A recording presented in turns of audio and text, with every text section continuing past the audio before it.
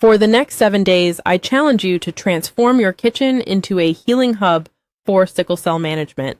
After facing my own health crisis, I'll guide you through this structured experiment, adding one powerful food each day that addresses inflammation, oxygen delivery, and your body's unique needs. By the end of this video, you'll have a clear action plan with exactly which foods to buy, how to prepare them even on low energy days, and which supplements actually work for our condition.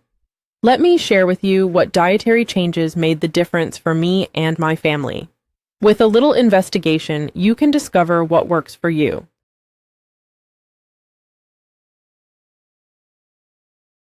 Did you know that what happens in your kitchen directly affects how your red blood cells behave?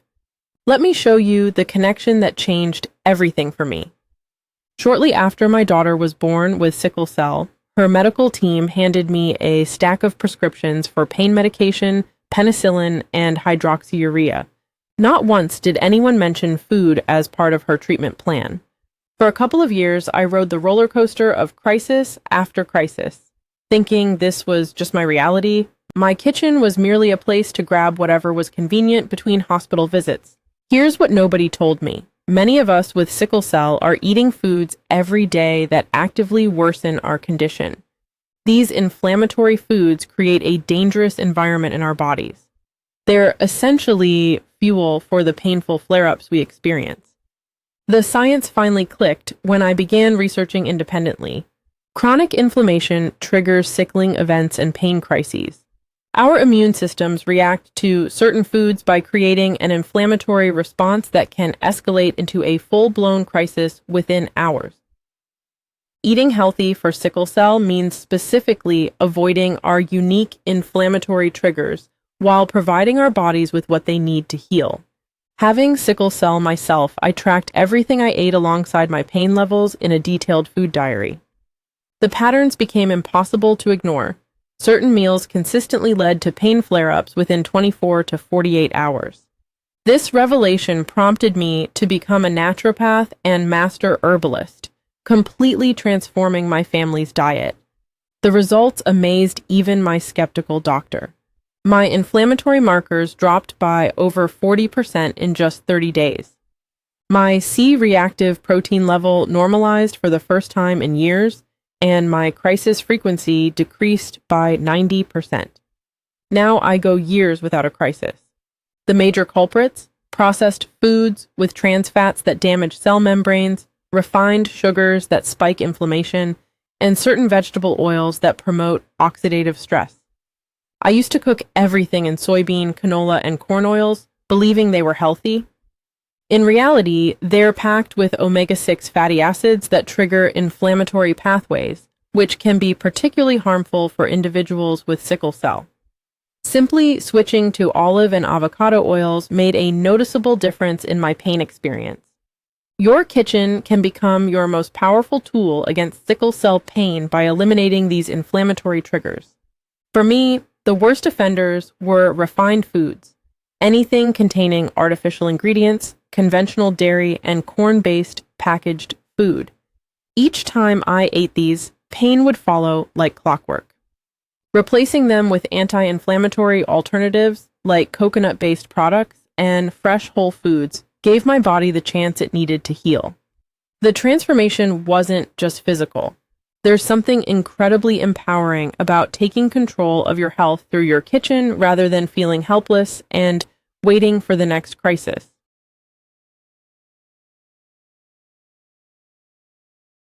That empowerment I felt in the kitchen multiplied tenfold when I discovered the missing piece of my sickle cell puzzle. When my doctor finally ran a comprehensive micronutrient panel, we found 3 critical deficiencies that were actively making my condition worse, despite my healthy diet and daily multivitamin. These weren't just any nutrients, but the exact ones my sickle cells needed most. Here's something they don't tell you when you're diagnosed. Sickle cell disease causes our bodies to burn through certain nutrients at an alarming rate. It's like trying to fill a bathtub with the drain completely open. The water disappears faster than you can replace it. My regular doctor had been telling me my levels were normal for years, but standard blood work barely scratches the surface and misses the specific micronutrients that matter most for sickle cell warriors. Even when deficiencies are detected, most healthcare providers lack training on optimal levels for our condition. My testing revealed severe deficiencies in zinc, magnesium, and vitamin D, despite taking a daily multivitamin religiously. Up to 98% of Americans with sickle cell are deficient in vitamin D alone. This includes a significant portion considered severely deficient. This staggering statistic highlights why general supplements often fail to meet our needs and why targeted nutrition becomes essential. For sickle cell warriors, zinc serves as a powerful ally that decreases pain, reduces infections, improves wound healing, and potentially shortens hospital stays.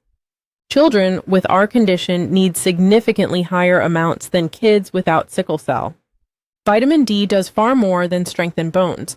That severe deficiency contributes to osteopenia and osteoporosis, affecting up to 80% of us with sickle cell. This explained why my bones always felt weak and achy. Magnesium deficiency was my third discovery, and addressing it made a tremendous difference in reducing my painful episodes.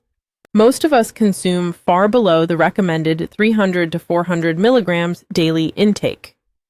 Once I discovered these deficiencies, my next step was to transform my kitchen cabinets. I researched the best food sources for each nutrient and created a rotation plan for daily consumption. For zinc, I incorporated more meat, fish, seafood, beans, and eggs. I keep canned sardines handy for their zinc and vitamin D content. Salmon has joined my weekly rotation along with mushrooms, which I place in the sun to boost their vitamin D content naturally. For magnesium, I maintain a supply of seeds, nuts, and dark leafy greens. I even added dark chocolate, truly medicinal when you choose the right kind. My pantry now includes almonds, pumpkin seeds, and spinach for smoothies when I need something quick and simple, or when I'm experiencing low energy. After 3 months of targeted micronutrient optimization, the results were undeniable. My crisis frequency dropped from monthly episodes to quarterly occurrences. My energy doubled, no more afternoon naps, and my blood work showed objective improvement in red blood cell health markers.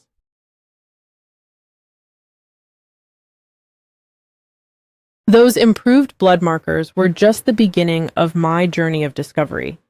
What if I told you that the perfect sickle cell diet everyone's searching for doesn't actually exist? Instead, there's only the perfect diet for your sickle cell, and it might look nothing like mine. This was perhaps the most frustrating and liberating discovery in my nutrition journey. My daughter and I both have the disease, but our diets are different. What works for her doesn't work for me. We have some basic ground rules. We feed our gut bacteria daily, so fermented food is an important part of our diet. We eat only when hungry. Because our meals are nutrient dense, we don't often feel hungry. Once or twice a day is usually enough. I find that the less frequently I eat, the more energy I have. Food speaks directly to our cells like personalized medicine, but in completely different dialects for each person. Two warriors with identical sickle cell genotypes can have opposite reactions to the same meal. Your unique genetic makeup, gut microbiome, and specific variant of sickle cell all influence how you respond to different foods. Generic, healthy eating advice often falls short for us. There are universals such as staying hydrated and avoiding heavily processed foods, but beyond those basics, your nutritional needs are uniquely yours. I remember the moment everything changed. After another unexplained crisis, I sat frustrated at my kitchen table with a plate of supposedly healthy food that somehow felt wrong for my body. That's when I created a personalized food journal, tracking not just meals, but systematically documenting my body's responses over time. I generally eat all my meals within an 8-hour window. 10 in the morning to 6 in the evening works best for me. The body's healing mode begins when it is in a fasting state. That worked great for me since between noon and 2 in the afternoon is usually when I get hungry.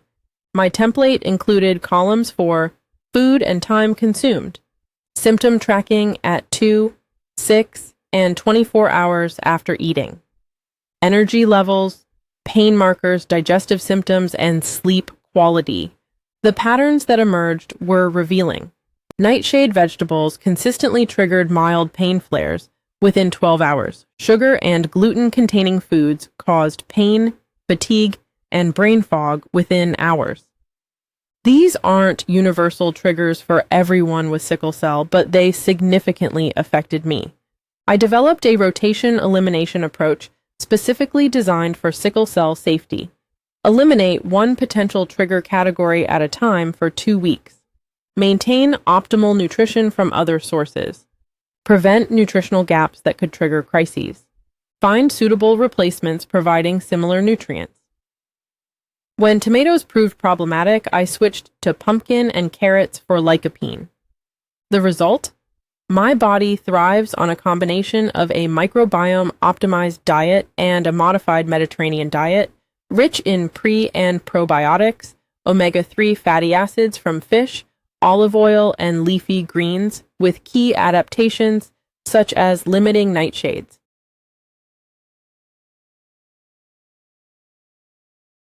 Finding my ideal food blueprint was just half the battle.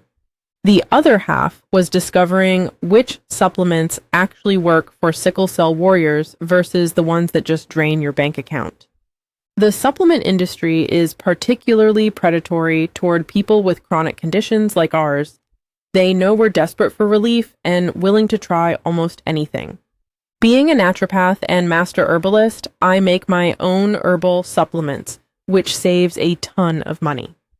After years of research and personal testing, I discovered that certain supplements genuinely improve sickle cell symptoms and quality of life. Key among these are zinc, vitamin D, and omega-3 fatty acids, each serving specific purposes in our unique physiology. Zinc proved absolutely critical for me. My labs showed a severe deficiency, which is common among sickle cell patients. Zinc actively helps decrease oxidative stress and inflammatory markers that contribute to sickling. Once I started supplementing with the right form, my blood work showed measurable improvements within months, and my energy levels finally stabilized. Vitamin D transformed my resistance to illness. Clinical trials have shown that vitamin D supplementation significantly reduces respiratory infections in children with sickle cell disease. Those taking higher doses experience fewer annual respiratory events, which often trigger painful crises. This discovery gave me a powerful tool against one of my biggest crisis triggers. High-quality omega-3 fatty acids made the most dramatic difference. A study showed children with sickle cell disease experienced significant decreases in vaso-occlusive attacks after 6 months of omega-3 supplementation.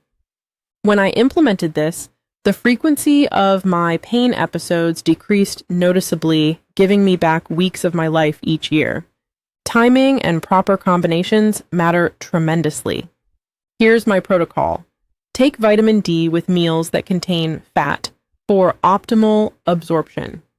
Take zinc at least 2 hours before or after consuming calcium-rich foods. Space supplements throughout the day to maximize absorption. Never combine calcium with iron supplements, something crucial that rarely gets discussed.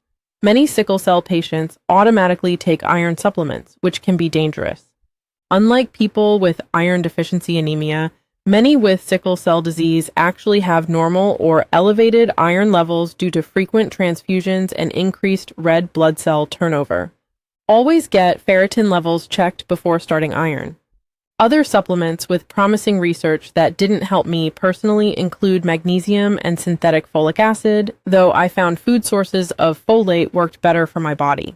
I also explored plant-based supplements like Moringa oleifera with its impressive antioxidant properties, but learned an important lesson.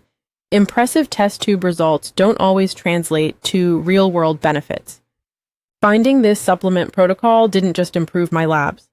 It gave me back control over my health journey and dramatically reduced my crisis anxiety.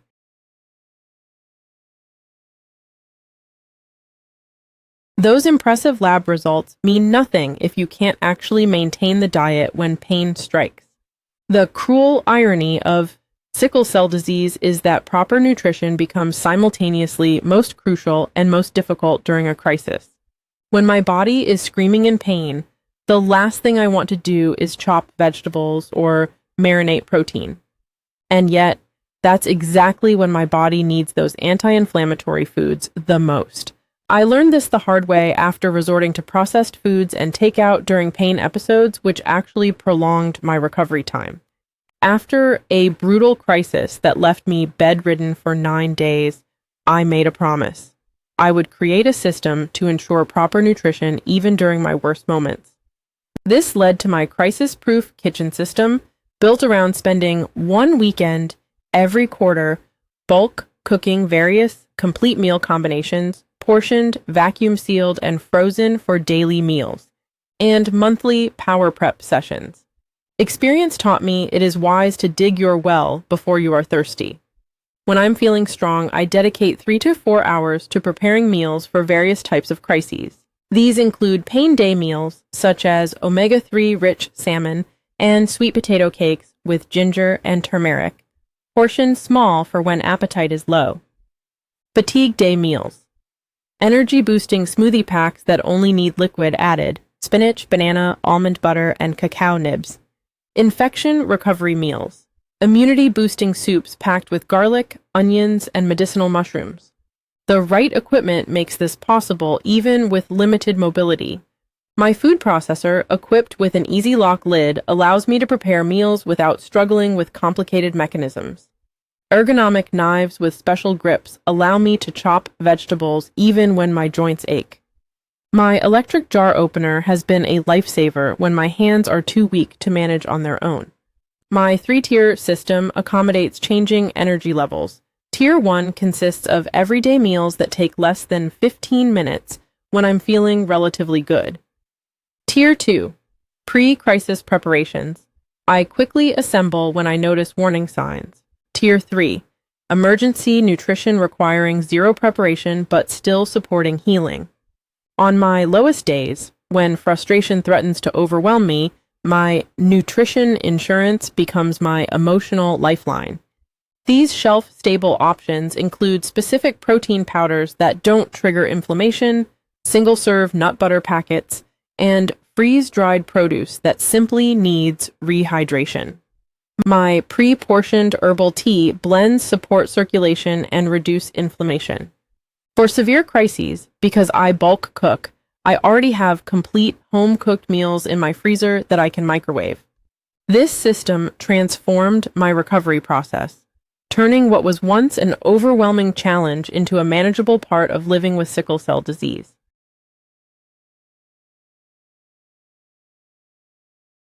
We've come to the end of our journey together, but this is just the beginning of yours. Your kitchen isn't just a place to prepare meals. It's your personal pharmacy of hope. Every ingredient you choose can either fuel inflammation or fight it. The research is clear. Anti-inflammatory foods create a foundation for healing that medication alone cannot provide. Ready for a transformative challenge? For the next 7 days, eliminate just one inflammatory food and add one nutrient-dense option, then track how you feel. You now have the tools to transform your kitchen into a healing space. You deserve to thrive, not just exist between crises. The power lies in your pantry. What will your first healing meal be?